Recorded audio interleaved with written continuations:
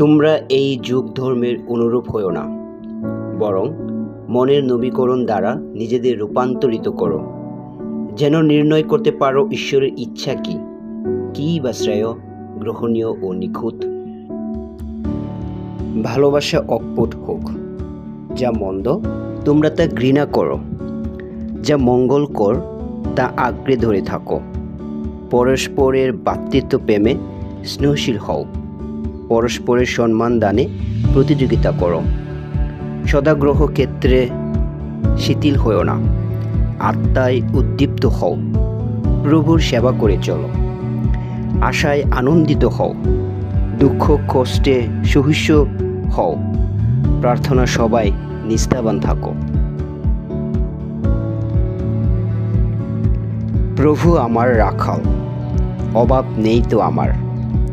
আমায় তিনি শুয়ে রাখেন নবীন ঘাসের চারণ মাঠে, আমায় নিয়ে যান শান্ত জলের কূলে।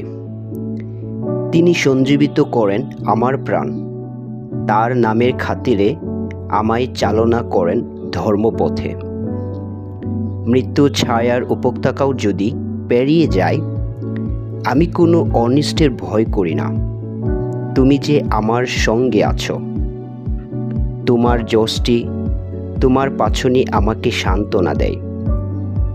আমার সম্মুখে তুমি সাজাও অন্নভোজ, আমার শত্রুদের সামনে আমার মাথা তুমি তুলসিক্ত করো। আমার প্রাণপাত্র উচ্ছ্বলিত, মঙ্গল ও কৃপায় হবে আমার সহচর। আমার জীবনের সমস্ত দিন ধরে আমি প্রভুর গৃহে ফিরব চিরদিনের মতো। পরমেশ্বর আমাদের আশ্রয়, আমাদের শক্তি। সংকটকালে তিনি নিত্য নিকটবর্তী সহায়।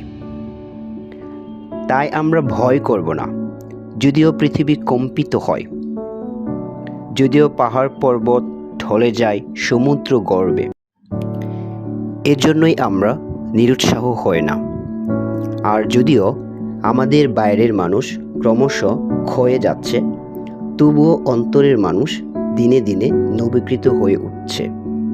বস্তুত আমাদের এই ক্লেশের ক্ষণস্থায়ী ও লঘুবার আমাদের জন্য গৌরবের অপরিমেয় ও অতি গৌরবার সঞ্চয় জমিয়ে রাখছে। যেহেতু আমরা দৃশ্য বিষয়ের দিকে লক্ষ্য না রেখে অদৃশ্য বিষয়ের দিকে লক্ষ্য রাখছি, কারণ যা দৃশ্য তা ক্ষণস্থায়ী, কিন্তু যা অদৃশ্য তা চিরস্থায়ী। তোমাদের মধ্যে কে দুশ্চিন্তা করে নিজের আয়ু 1 ঘন্টা বাড়াতে পারে?